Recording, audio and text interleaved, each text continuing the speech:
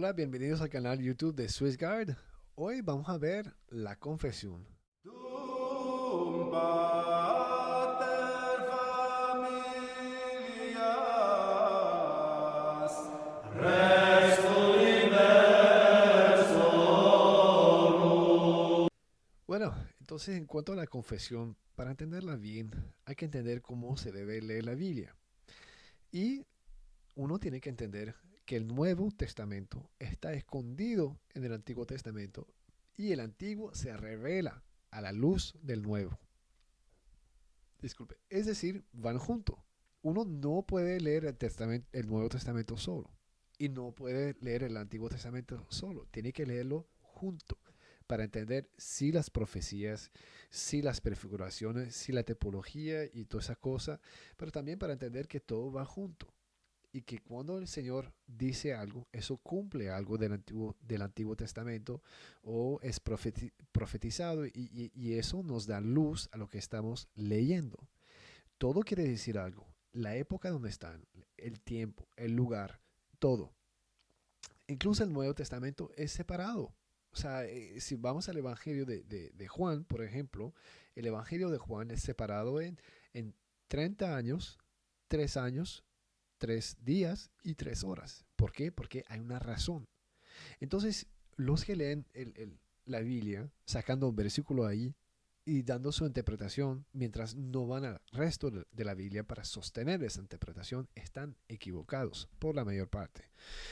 Entonces, también tenemos que saber que hay 4 sentidos a la Biblia: literal, moral, anagógico y alegórico. Entonces tenemos que considerar todo eso al momento de leer la Biblia. Entonces, sabiendo eso, vamos de una a leer un pasaje del Antiguo Testamento para ver que en el Antiguo Testamento sí había una confesión a un sacerdote. Levítico capítulo 5, versículos 5 a 12 y también vamos a leer el 26. Cuando uno resulte culpable en uno de estos casos, confesará, confesará, confesará el pecado cometido. Ofrecerá a Yahvé como sacrificio de expiación por el pecado cometido una hembra del ganado menor, oveja o cabra, y el sacerdote hará expiación por sus pecados. Si no tiene recursos para un animal menor, ofrecerá a Yahvé como sacrificio por el pecado 2 tórtolas o 2 pichones, uno como sacrificio para el pecado y otro como holocausto. Los llevará al sacerdote, que ofrecerá en primer lugar el sacrificio por el pecado. Le arrancará la cabeza por la nuca sin desprenderla del todo. Asperjará con la sangre del sacrificio por el pecado el lateral del altar y el resto de la sangre se derramará al pie del altar. Es sacrificio por el pecado. Con el segundo animal hará un holocausto conforme a la norma. Así el sacerdote hará expiación por el pecado cometido y se le perdonará. Si no tiene recurso ni para las tórtolas ni para los pichones, ofrecerá en sacrificio por el pecado una décima parte de efa de flor de harina, sin ponerle aceite ni incienso, pues es sacrificio por el pecado. La llevará al sacerdote, quien tomará de ella un puñado como memorial y lo quemará en el altar sobre los mánjares abrazado para Yahvé. Es sacrificio por el pecado. Así el sacerdote hará expiación por el delante de Yahvé y se le perdonará cualquier falta de que haya sido culpable. Ahora vamos a leer otro pasaje en el capítulo precedente, en Levítico 4, versículo 35. Derramará el resto de la sangre al pie del altar. Quitará toda la gracia, toda la grasa. ¿Cómo se quita la grasa del cordero en el sacrificio de comunión? En el sacrificio de comunión. El sacerdote la quemará sobre el altar junto a las oblaciones abrazada para Yahvé. Así el sacerdote hará expiación por el pecado cometido y se lo perdonará. Entonces, lo que acabamos de leer es que se confesaba a un sacerdote en el Antiguo Testamento. Dos, el sacerdote, según el pecado de la persona, daba una ordenanza divina, ¿ok? ¿Qué es lo que tiene que llevar? ¿Qué es la culpa que tiene que hacer? Etcétera. 3, hay una oblación necesaria para cualquier pecado. Y también hay un holocausto, que son dos sacrificios distintos. ¿Okay? El holocausto también puede ser visto como reparación. Y después, a través del sacerdote, se perdona la cosa por ordenanza divina. ¿Okay? Entonces, si prestaron atención en el capítulo 5 de Levítico, cuando dice, se llevará a Yahvé el animal, pues tienen que llegar al templo, tienen que llegar al sacerdote. Y no hay distinción entre llevarlo a Dios o llevarlo a la sinagoga. Entonces uno tiene que entender esa estructura. Y vamos a seguir adelante y vamos a ver que sí realmente había una confesión en el Antiguo Testamento. ¿Okay?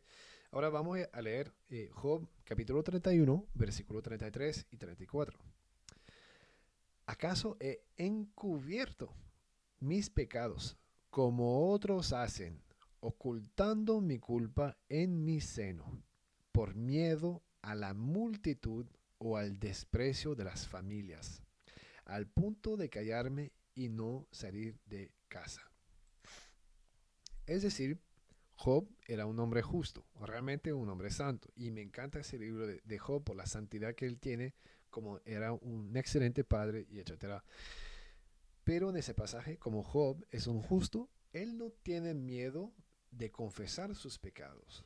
En el Antiguo Testamento, e incluso al principio de la iglesia, la confesión se hacía a un sacerdote, pero delante de toda la congregación. Es decir, todo el mundo escuchaba esa confesión. Y Job nunca tuvo miedo de ocultar sus faltas, porque era un hombre justo. Entonces, él no vio distinción en ocultar su pecado a Dios o al sacerdote y a la asamblea. Entonces, como era justo, él se confesaba sus pecados a Dios por mediante de la iglesia, por mediante del sacerdote. Otro pasaje. Proverbios 28:13. Quien encubre sus pecados no prospera. Quien los confiesa y los abandona alcanza misericordia. Otra vez, ¿por qué tener miedo de esconder sus pecados si hay que confesarse directamente a Dios?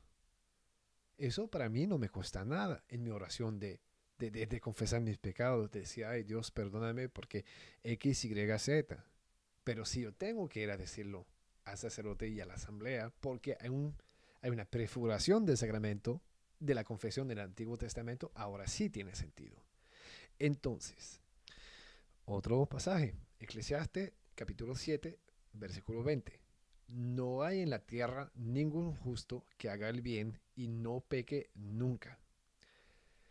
Es decir, los que dicen, yo no tengo que confesarme a ningún sacerdote, la Biblia dice, todo el mundo pecó, todo el mundo peca, no hay ningún santo que no peca. Tú tienes que ir a la confesión. Eso es lo que te está diciendo la Biblia. Otro pasaje, Eclesiástico, esta vez, capítulo 4, versículo 26. No te avergüences de confesar tus pecados, ni te opongas al curso del río. Es decir, otra vez, no te avergüences de ir a confesar tus pecados a la iglesia. Eso es lo que nos dice la Biblia. ¿Ya? Y no te pongas al curso del río. Es decir, ya, si tratas de oponerte a eso, es imposible. Tú te vas a desgastar. Es lo mismo que aguantar sus pecados y no querer ir al sacerdote por miedo, por timidez o lo que sea. No te opongas a eso. Deja la timidez y ves. Porque es un mandato divino. Ahora, alguien puede decir, eso está en el Antiguo Testamento, y es cierto, pero Mateo capítulo 5, versículo 18 nos da una clave para entender eso. En verdad os digo, mientras no pasen el cielo y la tierra, ni una letra, ni una tilde de la ley desaparecerán hasta que todo se haya cumplido. Es decir, que Cristo no vino a borrar la ley, sino a cumplirla. Y cada vez que Él hace algo en el Nuevo Testamento es para cumplir con algo.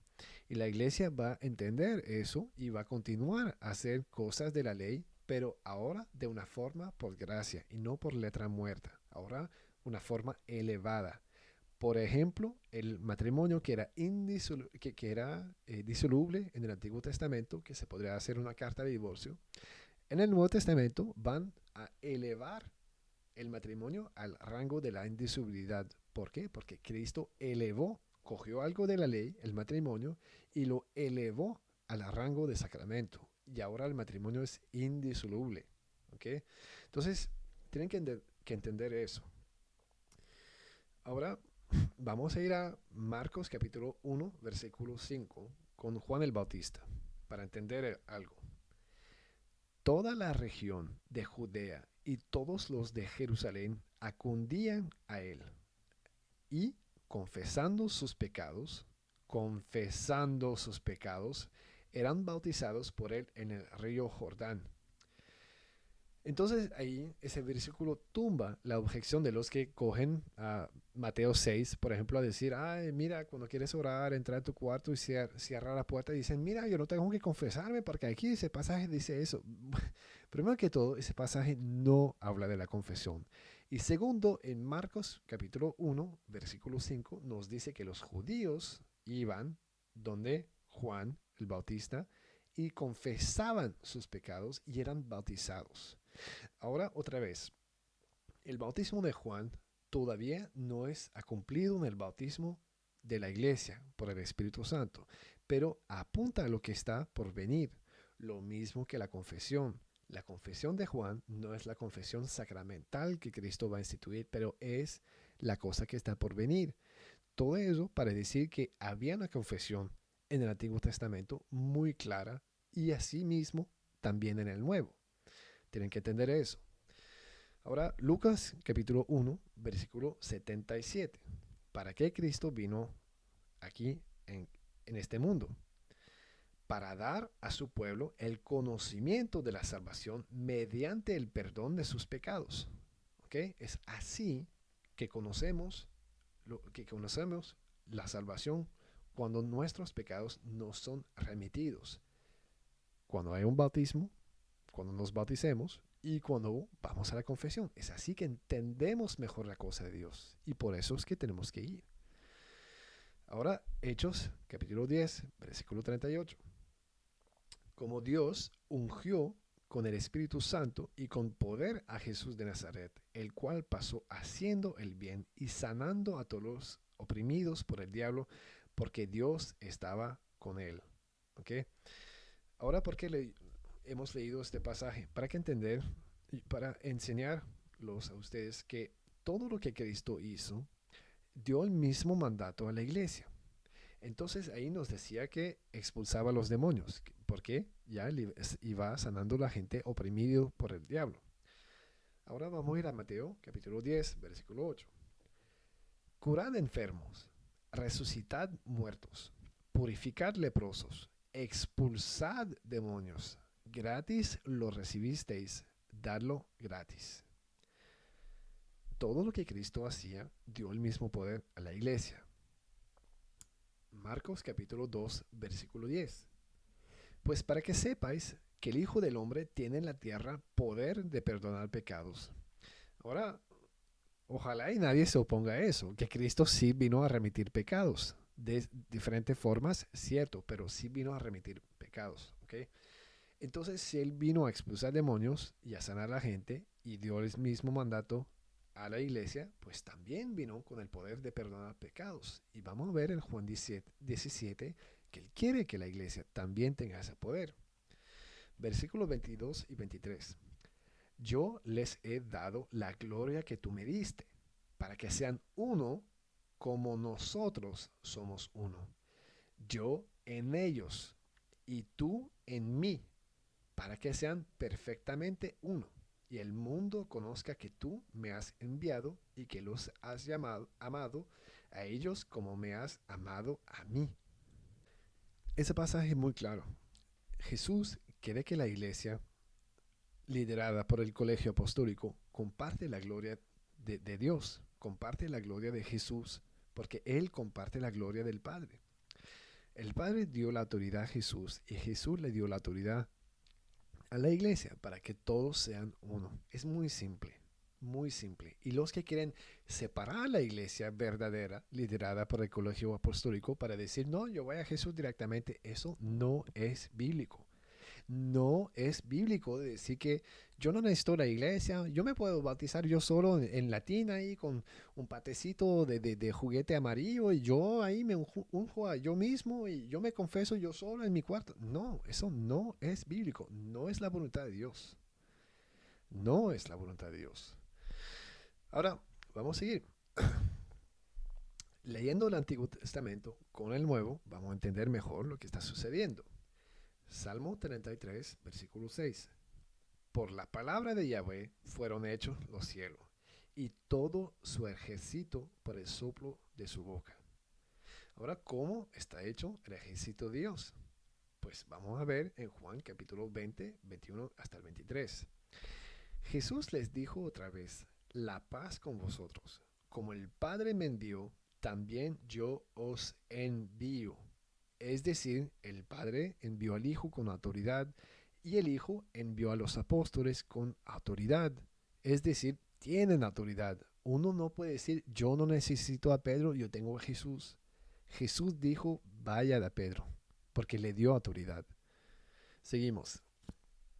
Y dicho esto, sopló sobre ellos y les dijo, recibid el Espíritu Santo. Y como el Salmo 33 nos dijo, así está hecho el ejército de Dios por el soplo de su boca. Versículo 23.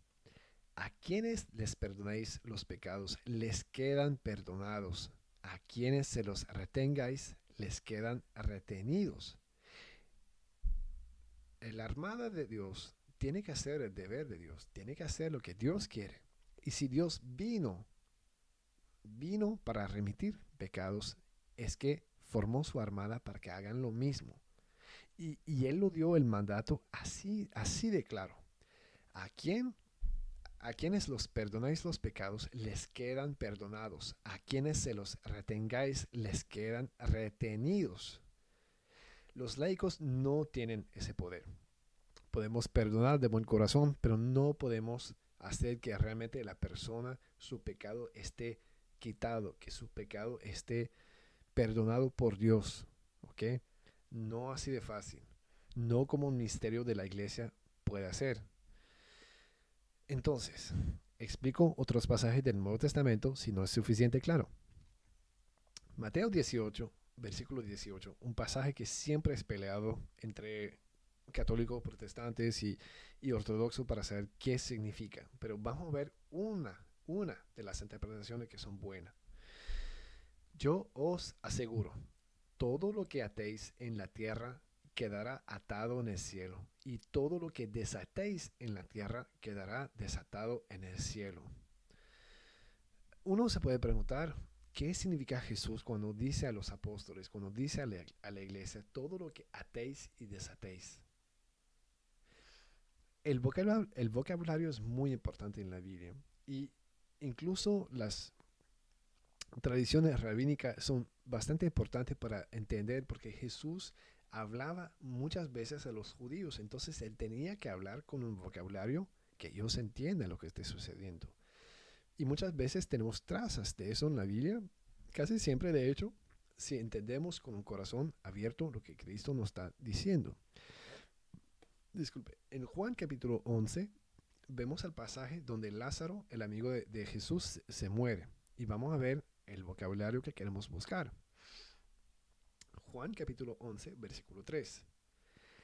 Las hermanas enviaron a decir a Jesús, Señor, aquel a quien tú quieres está enfermo. Versículo 38. Entonces Jesús se conmovió de nuevo en su interior y fue al sepulcro. Era una cueva y tenía puesta encima una piedra. 39. Dice Jesús, quitad la piedra. Le responde Marta, la hermana del muerto, Señor, ya huele, es el cuarto día. 43. Dicho esto, gritó con fuerte voz, Lázaro, sal fuera. Y salió el muerto, atado de pies y manos con vendas, envuelto el rostro en un sudario. Jesús les dice, desatadlo y dejadle andar.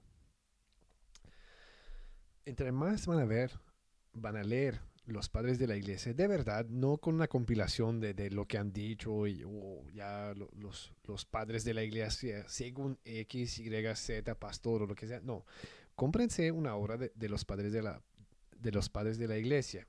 Por ejemplo, los comentarios sobre Mateo de San Juan Crisóstomo o el tratado sobre San Lucas de San Ambrosio y van a ver que van a entender muchas cosas.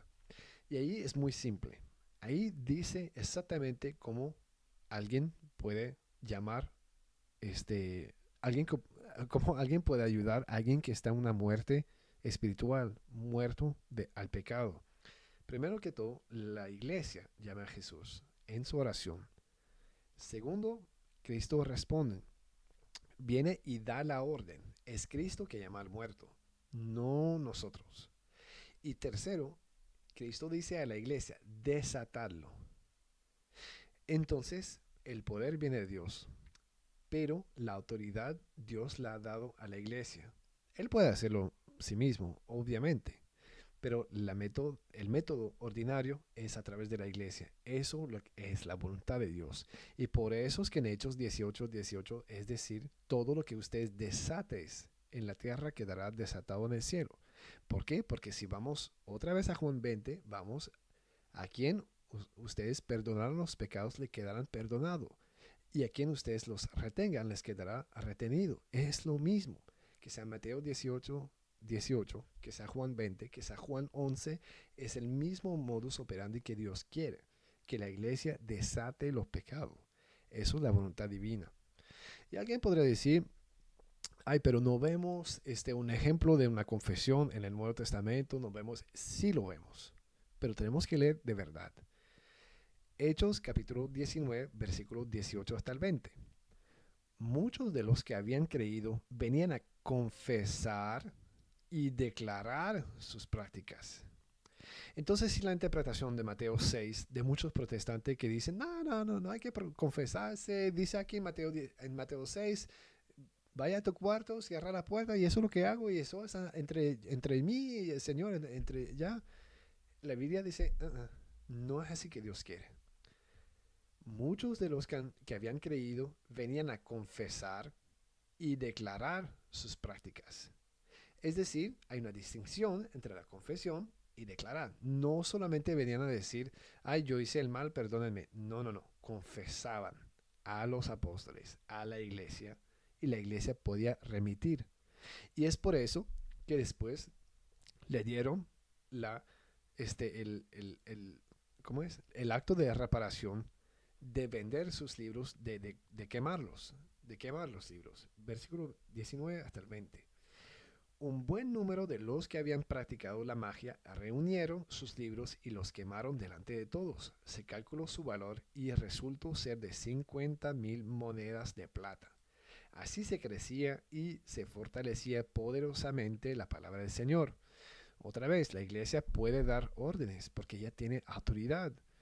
Entonces los padres de la iglesia van a ver ese pasaje y con razón, con una práctica de la confesión donde la iglesia ordenó por penitencia de quemar estos libros y de desviarse del pecado, de hacer penitencia así. Otro pasaje, Santiago capítulo 5, porque siempre ese pasaje está utilizado por tanto católicos como protestantes para demostrar su punto, pero hay que leer la Biblia en su contexto para entender lo que está sucediendo. ¿Okay? Santiago capítulo 5, 14, versículo 14 hasta el 16. ¿Está enfermo alguno entre vosotros? Llame a los presbíteros de la iglesia, que oren sobre él y lo unjan con aceite en el nombre del Señor. Es decir, hay presbíteros en la iglesia, hay sacerdotes. No todos los laicos son pastores. No, cuando Dios habla de presbíteros, de diáconos y de obispos, es que hay cargos diferentes en la iglesia. ¿Ok? Entonces ese concepto de masónico de, ay, todos somos iguales, no. Eso no es lo que la Biblia enseña. Seguimos. Y la oración hecha con fe salvará al enfermo. Es decir, la oración de fe de los presbíteros después de la unción de los enfermos salvará al enfermo. Y eso es algo que siempre los protestantes niegan, que la unción de los enfermos puede salvar. Seguimos. Y el Señor hará que se levante, y si ha cometido pecados, les serán perdonados. Es decir, sí, los sacerdotes pueden remitir pecados, como dice la Biblia, como dice Juan 20, como dice Mateo 18, como dice Juan 11, leído en su contexto. Seguimos. Confesaos pues mutuamente vuestros pecados y orad los unos por los otros para que seáis curados. La, la oración ferviente del justo tiene mucho poder. Ahora, uno podría decir, mire este pasaje, nosotros protestantes sí tenemos una confesión, pero lo hacemos entre hermanos y no hay sacerdote y etcétera. Pero es que eso no se trata de la confesión sacramental, sino de la práctica de la paz entre hermanos, que es muy necesario en la iglesia. Y cuando vemos también a los padres, ellos hablan de eso a cada rato. La paz en la iglesia es muy importante y una de esas formas es de ir a pedir perdón a su hermano, como Mateo 5 nos precisa. En Mateo 5, versículos 23 y 24, el Señor nos dice así: si pues, al presentar tu ofrenda en el altar, te acuerdas entonces de que un hermano tuyo tiene algo contra ti, deja tu ofrenda ahí, delante del altar, y vete primero a reconciliarte con tu hermano. Luego vuelves y presentas tu ofrenda. Entonces, para reconciliarte con tu hermano, tienes que confesarle lo que has hecho. O si no, buscar la paz de una cierta forma. Entonces hay una diferencia entre la paz fraternal, la confesión fraternal y la confesión ministerial sacramental. La Biblia nos habla de los dos y tenemos que hacer los dos. Pecaste contra tu esposa, tienes que ir a confesar lo que hiciste para que la paz esté entre ustedes. Eso es muy importante y la iglesia siempre vio una importancia. Pero si tu iglesia solamente tiene esa confesión fraternal, está equivocada, porque se necesita los dos, porque la Biblia habla de los dos. La confesión sacramental, como en el Antiguo Testamento, elevada al rango de sacramento por Jesús, y la confesión fraternal. Ahora, otro pasaje. Segunda de Pedro, capítulo 1, versículo 8 y 9. Pues si estas cosas existen y abundan en vosotros, no os dejarán ociosos ni estériles para el pleno conocimiento de nuestro Señor Jesucristo. Pero el que carece de ellas es ciego y miope y ha olvidado la purificación de sus antiguos pecados. De sus antiguos pecados. Es decir, podemos ser purificados de nuestros antiguos pecados, pero habrán otros. O sea, el bautismo sí remite los pecados. Vuelve el alma puro como con su virtud original. Pero, ¿qué pasa con los pecados que suceden después? Pues tenemos que confesarlos. Alguien que dice, no, yo me bauticé y no tengo más nada que hacer. La Biblia dice, no, tienes pecados antiguos que te han sido perdonados, pero también tienes que confesar los pecados futuros. Y así. Ahora, segunda de Corintio, y el último pasaje de la Biblia. Segunda de Corintio, capítulo 5, versículos 18 hasta el 20. Todo esto proviene de Dios. ¿De dónde viene la confesión? Todo esto proviene de Dios, que nos reconcilió consigo por Cristo y nos confió el ministerio de la reconciliación.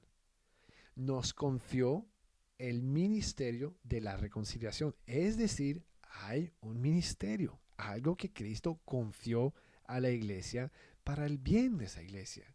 No para oprimir al pueblo, no para que ellos sigan en su timidez y que no sean capaces de ser santos. No, para el bien de la iglesia es que Cristo confió el ministerio de la reconciliación, que también es otro nombre de la confesión. Para el sacramento de la confesión se puede decir confesión, se puede decir sacramento de la penitencia y también se puede decir el sacramento de la reconciliación, que también el catecismo utiliza esto. ¿Por qué? Porque viene de Dios. Desde el principio nos confió eso a la iglesia, a través de los sacerdotes. Bueno, porque Dios estaba en Cristo reconciliando al mundo consigo, no tomando en cuenta a los hombres sus transgresiones y confiándonos a nosotros la palabra de la reconciliación. Confiándonos a nosotros la palabra de la reconciliación. Somos pues embajadores de Cristo, como si Dios os exhortará por medio de nosotros. En nombre de Cristo os suplicamos, reconciliaos con Dios.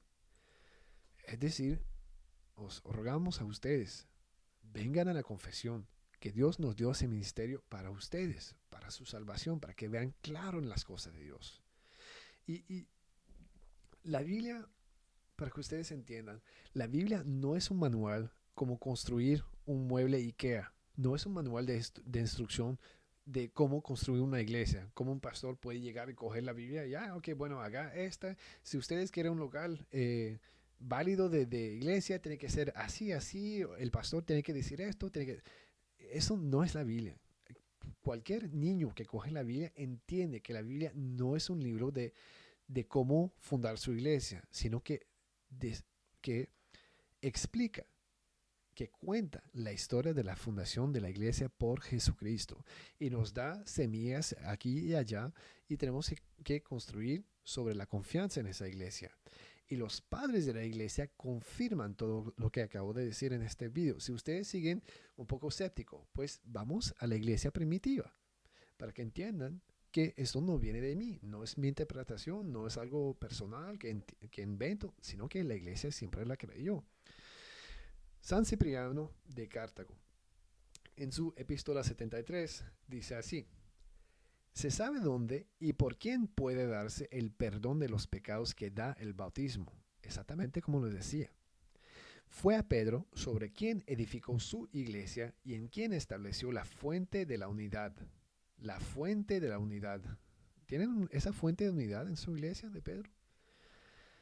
A quien el Señor confirió el privilegio de atar y desatar en la tierra. Después de su resurrección, también dijo a los apóstoles: recibid el Espíritu Santo. A quienes perdonéis los pecados, les serán perdonados, y a quienes se los retengáis, les serán retenidos. Entendemos eso, por esto, que solo a los que presiden en la iglesia, cuya autoridad viene de la ley evangélica y de la institución del Señor, se les concede bautizar y perdonar los pecados. Fuera de ellos, nadie tiene poder de atar ni desatar. Fuera de ellos, nadie tiene el poder de atar y desatar. ¿Y cómo se sabe si es un ministerio válido o no? Pues dice que Pedro es la fuente de la unidad. Entonces tenemos que tener un cierto ministerio petrino en nuestra iglesia para saber dónde está el centro de la unidad. ¿Me entiendes? Y no cualquier puede bautizarnos, dice Cipriano. Y nos dice la Biblia. Nadie puede agarrar una Biblia y decir, ya, te puedo bautizar porque leí la Biblia y recibido un certificado de una universidad que dice que es un pastor. No, no, no. La Biblia es muy clara, no es así que se hace la cosa.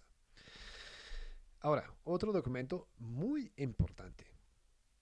La didaje de los 12 apóstoles, que ese documento es muy importante porque viene antes del Evangelio de Mateo. ¿Okay? Antes de que Mateo ha sido escrito, estaba la didaje de los apóstoles. Didaje, que en griego significa enseñanza, de los 12. Al punto 14 vemos esto: reuníos el día del Señor, partid el pan y dad gracias, después de haber confesado vuestros pecados, para que vuestro sacrificio sea puro. Ese pasaje es muy claro.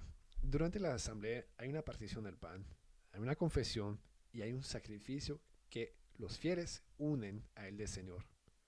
Si su iglesia no tiene eso, no hace parte de la iglesia de Cristo. La didaje es citada por Mateo, no lo contrario.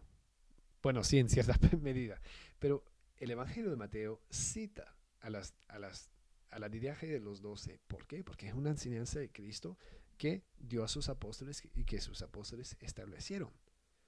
Entonces es algo sagrado. Seguimos. Tertuliano, digo yo, sobre la penitencia. En el año 203. También viene y súper temprano. Súper temprano.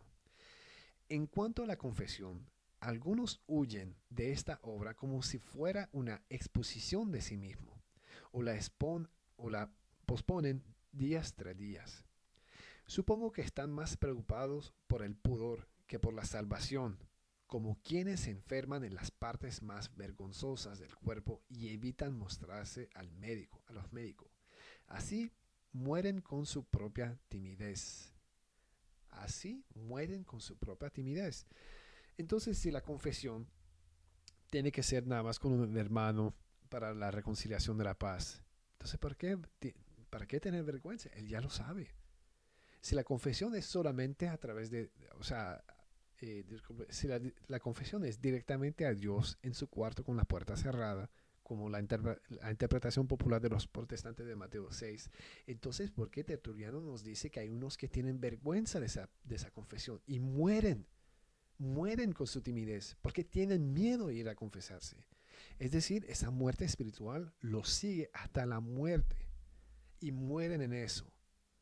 Y eso perjudica su salvación, porque no fueron al sacerdote a confesar su pecado como Cristo instituyó para nosotros, para que nuestros pecados futuros después del bautismo puedan ser perdonados completamente.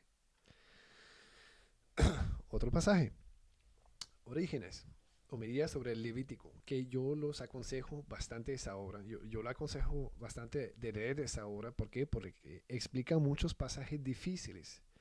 En cuanto a la violencia en la Biblia, explica muchos pasajes importantísimos. Y en uno de estos pasajes habla de algo muy interesante sobre la confesión. Y dice, un último método de perdón. Bueno, en ese pasaje había establecido 7 métodos de ser remitidos los pecados en el Evangelio, y ahí dice eso. Un último método de perdón, aunque difícil y laborioso, es la remisión de los pecados por medio de la penitencia. Cuando el pecador no teme declarar su pecado a un sacerdote del Señor y buscar un remedio a la manera de aquellos que dicen, dije al Señor, confesaré mi culpa. Está citando el Antiguo Testamento para justificar un sacramento del nuevo. ¿Por qué? Porque es así que se debe leer la Biblia. Exactamente como yo hice con ustedes, pasando a través del Antiguo para demostrar que había en el Antiguo y que el Señor lo cumplió y que lo elevó al rango de sacramento. Entonces, todos estos padres o escritores eclesiásticos, en el caso de Tertuliano y Orígenes, no pueden hablar de prácticas que no existían en la Biblia. Tienen que hablar de prácticas que existen en la Biblia. Entonces, si ustedes son protestantes, ábrense el corazón y pregúntense, si la Biblia y los padres son tan claros, ¿por qué esas cosas desaparecieron de mi cristianismo, de la versión que me dice mi pastor? Tienen que ir a la fuente del cristianismo, que es el Evangelio, la Biblia, o sea, toda esa cosa, las enseñanzas de los apóstoles, el depósito de la fe que ha sido entregado a los santos una vez y para siempre, como nos dice la epístola de Judas. Todo eso tiene que haber una raíz, y la raíz es la verdad, y la verdad se encuentra en la Iglesia Católica.